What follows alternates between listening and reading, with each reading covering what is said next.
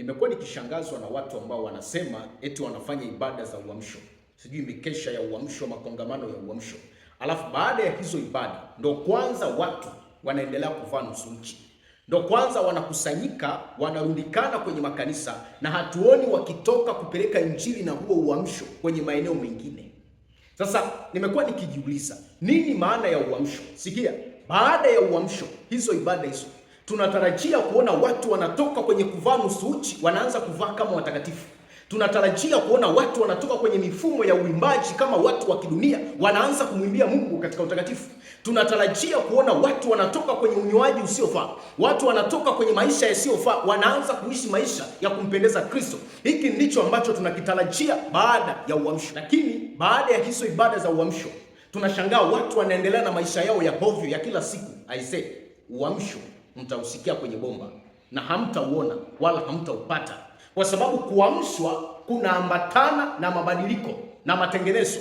Ni kwamba hawa watu walikuwa wanavaa vibaya, hawa watu walikuwa wakinena vibaya, hawa watu walikuwa wakipenda kusikia mabaya, hawa watu walikuwa wakipenda kutembea kwenye njia za uovu. Sasa Roho Mtakatifu ameshuka kuliamsha kanisa, maana analitoa kwenye usingizi wa kiroho. Usingizi wa kiroho ni pamoja na mionekano isiyofaa makanisani.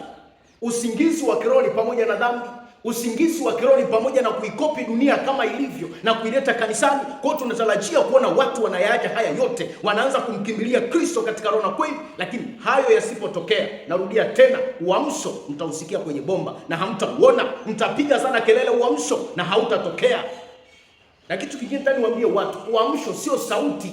Eti kwenye ule uamsho wanaletwa watu wenye masauti mazito mazito kiasi ya kwamba akisema haleluya watu eti wataamshwa. Never. Uamsho unaambatana na maandalizi ya watu binafsi, wako tayari kutengenezwa. Unless otherwise mtalia sana, mtaomba sana kwenye siku ya hizo semina, hizo siku za hizo ibada. Baada ya hapo ile hofu inapotea, mnaendelea na maisha ya kawaida ya kila siku, kwa sababu uamsho unataka watu wajiandae kubadilishwa. Sasa uamsho hauwezi kutokea endapo hamtakuwa mmeweka misingi ya kuondosha uovu na vitu vya uharibifu ndani ya makanisa. Uamsho hauwezi kutokea kama mjazuia watu kuvaa nusu uchi kwenye makanisa yenu. Uamsho hauwezi kutokea kama mjazuia watu kutumia mifumo ya muziki wa kidunia kwenye makanisa. Uamsho hauwezi kutokea kama mjazuia watu wanawake kutumia makorokoro ambayo yanamvuta shetani kama alivyo na kukaa nao. Uamsho hauwezi kutokea. Mmekuwa mkipigia kelele masuala ya uamsho, lakini mmeacha mambo ya adili. Lazima kwanza hivi uchafu utoke kwenye makanisa. Lazima haya makorokoro haya yatoke kwenye makanisa. Lazima kanisa lijiandae kurudi kwenye misingi ya utakatifu, ikiwa ni pamoja na mionekano yao sawa na Biblia. Hapo ndipo uamsho unashuka. Kinyume na hapo, mtapigizana tu kelele, mtatoana mapepo, leo kesho yanarudi tena. Mmekuwa mkipigia kelele masuala ya uamsho, lakini mmeacha mambo ya adili. Lazima kwanza mwafundishe washirika wenu kuishi maisha ya utakatifu. Mwafundishe kuvaa kwa utakatifu. Mwafundishe mienendo yao na tabia na matendo ya kila siku yawe ni kama watu wanaokiri uchaji wa Mungu. Wanawake wavae kwa heshima, wanaume wavae kwa heshima, unyoaji uwe wa heshima, namna ya kuzungumza, namna ya kuimba, namna ya kuhubiri huwe ni katika Roho Mtakatifu na kumpendeza Bwana, sio kinyume na hapo. Tengenezeni kwanza haya mambo yaliyoharibika, ndipo mpige kelele kwa habari ya uamsho, na huo uamsho utashuka. Unless otherwise, hata mpande juu ya mapaa ya makanisa yenu, juu ya mabati ya makanisa yenu, mpige kelele uamsho usiku na mchana, hautatokea, kwa sababu mmeacha mambo ya adili. Kitabu cha Luka sura ya 11 mstari wa 42. Luka 11:42 anasema, lakini ole wenu Mafarisayo, kwa kuwa mwatoza zaka za mnanaa na mchicha na kila mboga, na huku mwaacha mambo ya adili, na upendo wa Mungu iliwapasa kuyafanya hayo kwanza, bila kuyaacha hayo ya pili. Kwa cha msingi cha kwanza, lazima watu waandaliwe. Wanaandaliwa vipi? Wakae kwenye misingi ya neno, wavae kama neno linataka, waishi kama neno linataka, waimbe kama maandiko yanaelekeza. Hayo mambo ya kwanza ya kuzingatia.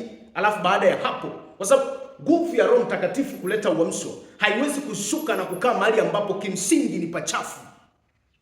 Kwa maana kuna mahali anasema nitakasieni kusanyiko. Maana Mungu anataka watu wajiandae. Mungu anatamani akiangalia huyu mtu anayetaka kuamshwa angalau amejiandaa. Unakuta hapo kanako hubiri uamsho, kamesimama dhabauni kama mwanamke yako Angalia kichwa, yani mwili mzima ni feki. Ukikaangalia kichwani ni feki, kamevaa manywele bandia. Twende usoni ni feki, si ma makeup, ma lipstick. Shuka kwenye mikono ni feki, kimeweka makucha bandia. Yani mwili mzima hako kanako uamsho kenyewe ni feki, kimekataa asili, alafu kinapiga kelele eti uamsho. Uamsho gani? Mbona watu mnamchukulia Mungu simple kiasi hicho?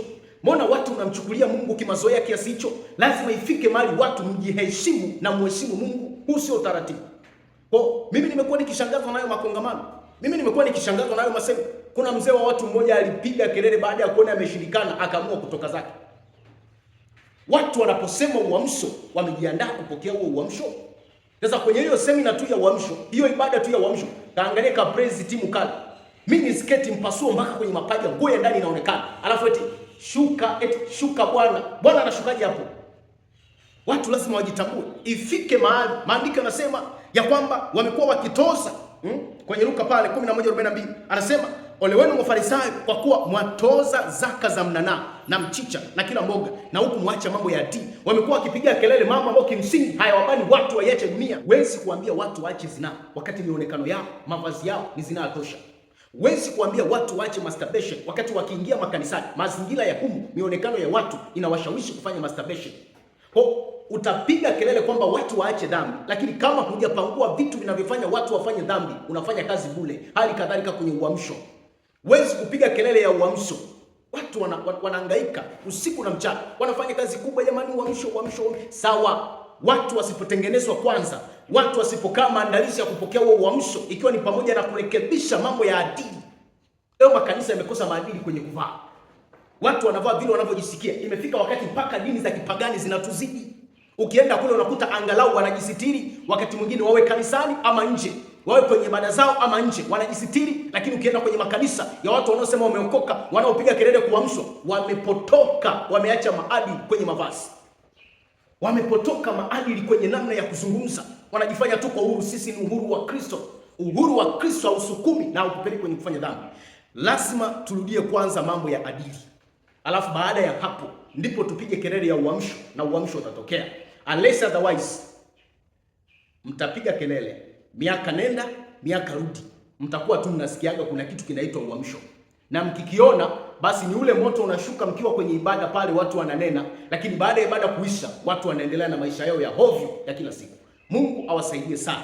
Mungu awape neema. Ifike wakati turudi kwenye mambo ya msingi, turudi kwenye utakatifu, turudi kwenye mambo ya adili, ili tuweze kuona uwepo wa Roho Mtakatifu ukiwaamsha watu. This is the Prophet Justin. Shalom.